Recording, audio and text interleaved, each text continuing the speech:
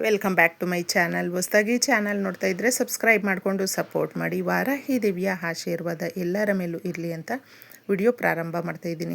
ಸ್ನೇಹಿತರೆ, ಏಕಾದಶಿ ಬುಧವಾರ ಬಂದಿದೆ. ತುಂಬ ಚೆನ್ನಾಗಿರುತ್ತೆ. ಪರಮ ಪವಿತ್ರವಾದ ಈ ದಿನವನ್ನು ಸಾಕಷ್ಟು ಜನ ಉಪವಾಸ ಇದ್ದು ಅಲಂಕಾರ ಪ್ರಿಯ ಶ್ರೀ ಮಹಾವಿಷ್ಣು ಕಲಿಯುಗದ ಭಗವಂತನು ಮನೆಯಲ್ಲಿ ಫೋಟೋ ವಿಗ್ರಹ ಇದ್ದರೆ ಅಲಂಕಾರವನ್ನು ಮಾಡ್ತಾರೆ. ಮುತ್ತಿನ ಹಾರ ಹಾಕಿ ಹಾಗೂ ವಿಜೃಂಭಣೆಯಿಂದ ಅವರ ಮನೆಯಲ್ಲಿ ಇರುವಂಥ ಏನು ಅಲಂಕಾರ ವಸ್ತುಗಳಿರುತ್ತೋ ಅದನ್ನೆಲ್ಲವೂ ಕೂಡ ಭಗವಂತನಿಗೆ ಅರ್ಪಿಸಿ ಪೂಜೆ ಮಾಡೋದ್ರಿಂದ ಕಣ್ಣು ತುಂಬಿಸ್ಕೊಳ್ಬೇಕು ನಾವು. ಆ ಥರ ಮಾಡಿ ಏಕಾದಶಿ ಅನ್ನುವಂಥದ್ದು ಎಲ್ರಿಗೂ ಕೂಡ ಒಂದು ಪರಮ ಪವಿತ್ರವಾದ ದಿನ. ಈ ದಿನವನ್ನು ಮಿಸ್ ಮಾಡ್ಕೊಳ್ಳೋದಕ್ಕೆ ಹೋಗಬೇಡಿ. ಎಷ್ಟೋ ಜನ ಈ ಒಂದು ದಿನ ಉಪವಾಸ ಇದ್ದು ಭಗವಂತನನ್ನು ಪೂಜಿಸ್ತಾರೆ. ಆದರೆ ಎಲ್ರಿಗೂ ಉಪವಾಸ ಇರೋದಕ್ಕೆ ಸಾಧ್ಯ ಆಗೋದಿಲ್ಲ. ಉಪವಾಸ ಇರುವುದರಿಂದ ನಮ್ಮ ದೇಹ ತುಂಬ ಚುರುಕಾಗಿರುತ್ತೆ, ಆರೋಗ್ಯವಂತರಾಗಿರ್ತೀವಿ, ತುಂಬ ಬುದ್ಧಿವಂತರಾಗಿರ್ತೀವಿ, ಸದಾಕಾಲ ಆ್ಯಕ್ಟಿವ್ ಆಗಿ ಇರ್ತೀವಿ. ದೊಡ್ಡ ದೊಡ್ಡ ಕಾಯಿಲೆ ಕಸಾಲೆಗಳು ಇದ್ದರೂ ಕೂಡ ಈ ದಿನ ಏಕಾದಶಿಯ ದಿನ ಉಪವಾಸ ಇರುವಂಥವರು ಇದ್ದು ಸಹಸ್ರನಾಮವನ್ನು ಕೇಳಿದ್ರೆ ಅದರ ಪುಣ್ಯ ಫಲ ಅನ್ನುವಂಥದ್ದು ಮಾತಲ್ಲಿ ಹೇಳೋದಕ್ಕಾಗೋದಿಲ್ಲ. ಅಷ್ಟೊಂದು ಚೆನ್ನಾಗಿರುತ್ತೆ ನೋಡಿ. ನೀವು ಹತ್ತಿರದಲ್ಲೇ ನಿಮಗೇನಾದರೂ ಭಗವಂತನ ಆಲಯಗಳು ಇದ್ದರೆ ಹೋಗಿ ಪೂಜೆ ಮಾಡಿಸ್ಕೊಂಡು ಬರಬಹುದು. ಹಾಗೆ ಈ ದಿನ ನಾವು ಕೆಲಸಕ್ಕೆ ಹೋಗಿದ್ದೀವಿ, ಮಾಡ್ಕೊಳ್ಳೋದಕ್ಕಾಗಲಿಲ್ಲ ಅನ್ನುವಂಥವರು ತಪ್ಪದೆ ಸಹಸ್ರನಾಮವನ್ನು ಕೇಳಿ ಹಾಗೂ ನೀವು ಈ ಒಂದು ಪರಿಹಾರವನ್ನು ನಿಮ್ಮ ಮನೆಯಲ್ಲಿ ರಾತ್ರಿ ಮಾಡ್ಕೊಳ್ಳೋದ್ರಿಂದ, ಏಕೆಂದರೆ ಪ್ರತಿಯೊಬ್ಬರಿಗೂ ಕೂಡ ಬಾಡಿಗೆ ಮನೆ ಸ್ವಂತ ಮನೆ ಅನ್ನುವಂಥದ್ದೇನೂ ಇಲ್ಲ.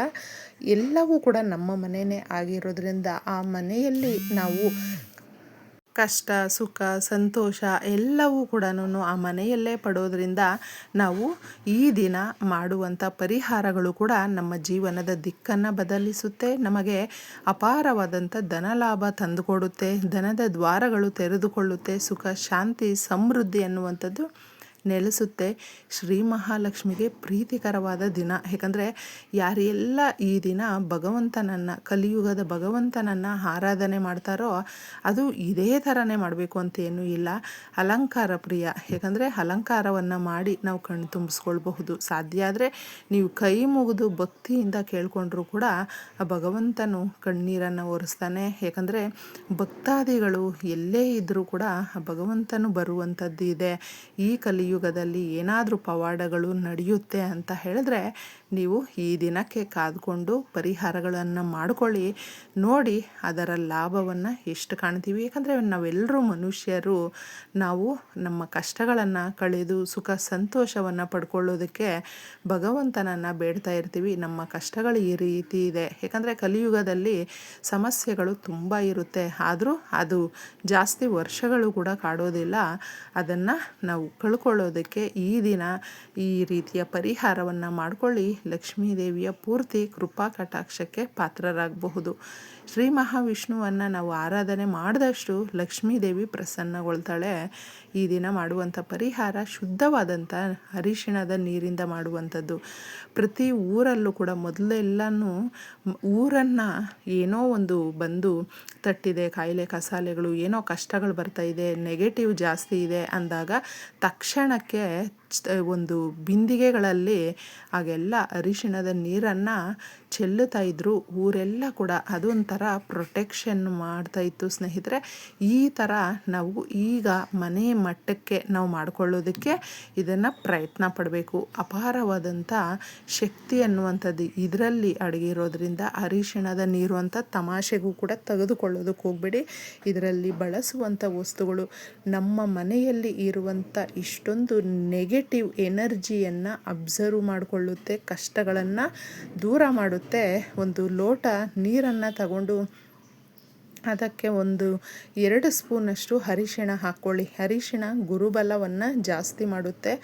ಯಾರಿಗೆ ಗುರುಬಲ ಕಡಿಮೆ ಇರುತ್ತೋ ಅವರು ಏನೇ ಮಾಡಿದ್ರೂ ಕೂಡ ಕೆಲಸ ಸಿಗ್ತಾ ಇರೋದಿಲ್ಲ, ಚಿನ್ನ ತಗೊಳ್ಳೋದಕ್ಕಾಗೋದಿಲ್ಲ, ಹಾಗೂ ಸಂತೋಷವಾಗಿ ಇರೋದಕ್ಕೂ ಕೂಡ ಆಗೋದಿಲ್ಲ. ನಾವು ನಮ್ಮ ಜೀವನದಲ್ಲಿ ಪ್ರತಿಯೊಂದು ಕೂಡ ಚಿಕ್ಕದಾಗಿರಬಹುದು, ದೊಡ್ಡದೇ ಆಗಿರಬಹುದು, ಸಂತೋಷವನ್ನು ಪಡ್ಕೊಳ್ಳೋದಕ್ಕೆ ಗುರುಬಲ ಬಹಳ ಮುಖ್ಯವಾಗಿರುತ್ತೆ. ನಮ್ಮ ಮನೆಯಲ್ಲಿ ಬೇಗನೆ ನೆಗೆಟಿವ್ ಎನರ್ಜಿಯನ್ನು ದೂರ ಮಾಡುವಂಥದ್ದು ಕಲ್ಲುಪ್ಪು. ಸ್ವಲ್ಪ ಕಲ್ಲುಪ್ಪನ್ನು ತಗೊಳ್ಳಿ. ಕಲ್ಲುಪ್ಪು ಯಾವ ಜಾಗದಲ್ಲಿರುತ್ತೋ ಆ ಜಾಗ ಎಲ್ಲವೂ ಕೂಡ ಶುದ್ಧೀಕರಣ ಆಗಿರುತ್ತೆ. ಅಷ್ಟೊಂದು ಚೆನ್ನಾಗಿರುತ್ತೆ. ದುರ್ಗಾದೇವಿಯ ಆಶೀರ್ವಾದ, ಲಕ್ಷ್ಮೀದೇವಿಯ ಒಂದು ಕೃಪಾ ಕಟಾಕ್ಷ ಪ್ರತಿಯೊಂದಕ್ಕೂ ಬೇಕು ಅನ್ನೋದಕ್ಕೆ ಕುಂಕುಮ ಬಹಳ ಮುಖ್ಯವಾಗಿರುತ್ತೆ.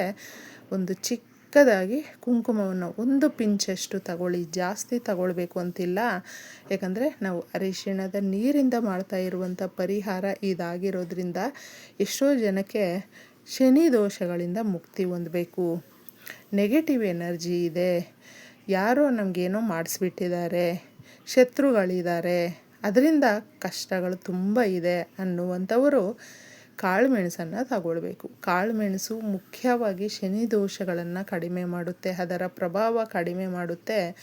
ಹಾಗೂ ಯಾರಾದರೂ ಬ್ಲ್ಯಾಕ್ ಮ್ಯಾಜಿಕ್ ಮಾಡಿದ್ರು, ಕೆಟ್ಟದ್ದು ಮಾಡ್ತಾಯಿದ್ರು, ನಮ್ಮ ಹೆಸರನ್ನು ತಗೊಂಡು ನಮ್ಮ ಜೀವನವನ್ನು ಹಾಳು ಮಾಡಬೇಕು ಅಂತ ಶತ್ರುಗಳು ಉಟ್ಕೊಂಡಿದ್ರು ಕೂಡ ಅದನ್ನು ದೂರ ಮಾಡೋದಕ್ಕೆ ಕಾಳುಮೆಣಸು ಸಹಾಯ ಮಾಡುತ್ತೆ. ಈ ವಸ್ತುಗಳನ್ನೆಲ್ಲವೂ ಕೂಡ ಕಾಳುಮೆಣಸನ್ನು ಸ್ವಲ್ಪ ತಗೊಂಡು ಪುಡಿ ಮಾಡಬೇಕು. ಈ ವಸ್ತುಗಳು ಈಗ ಇದರಲ್ಲಿ ಹಾಕಿರುವಂಥದ್ದು ಒಂದೊಂದೇ ನೀವು ಕ್ಲೀನಾಗಿ ಹಾಕ್ಕೊಳ್ಳಿ. ಈ ಥರ ಹಾಕಿಬಿಟ್ಟು ಸಂಜೆ 6 ಗಂಟೆ ದಾಟಿದ ಮೇಲೆ ಒಂದು ಹೂವನ್ನು ತಗೊಂಡು ಮೊದಲು ಈ ಲೋಟವನ್ನು ಇಟ್ಕೊಂಡು ನಮ್ಮ ಮನೆಯಲ್ಲಿ ಇರುವಂಥ ನೆಗೆಟಿವ್ ಎನರ್ಜಿಯನ್ನು, ಅಲಕ್ಷ್ಮಿಯನ್ನು, ಬಡತನವನ್ನು ದೂರ ಮಾಡೋದಕ್ಕೆ ಭಗವಂತ ನೀನು ಆಶೀರ್ವಾದ ಮಾಡು, ನಮ್ಮ ಮನೆಯಲ್ಲಿ ಸದಾಕಾಲ ಲಕ್ಷ್ಮೀದೇವಿ ಸಮೇತ ನೀನು ಬಂದು ನೆಲೆಸು ಅಂತ ಸಂಕಲ್ಪ ಮಾಡಿಕೊಂಡು ಕೇಳಿಕೊಂಡು ಒಂದು ಹೂವನ್ನ ಈ ಲೋಟದಲ್ಲಿರುವಂಥ ಈ ಅರಿಶಿಣದ ನೀರಿಗೆ ಅದ್ದುಕೊಂಡಿದ್ದೆ ಪ್ರೋಕ್ಷಣೆ ಮಾಡಿ ಸ್ನೇಹಿತರೆ.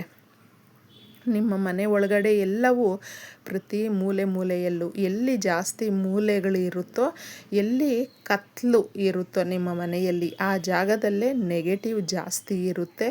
ಹಾಗೂ ಮಂಚ, ದಿವಾನದ ಕೆಳಗಡೆ ಈ ಥರ ಎಲ್ಲ ಇರುತ್ತೆ. ವಿಂಡೋಸ್ ಹತ್ರ ಮುಖ್ಯವಾಗಿ ಹಾಗೂ ಮೂಲೆಗಳಲ್ಲಿ ನೀವು ಇದನ್ನು ತಪ್ಪದೆ ಜಾಸ್ತಿ ಸ್ವಲ್ಪ ಹಾಕಬೇಕಾಗುತ್ತೆ.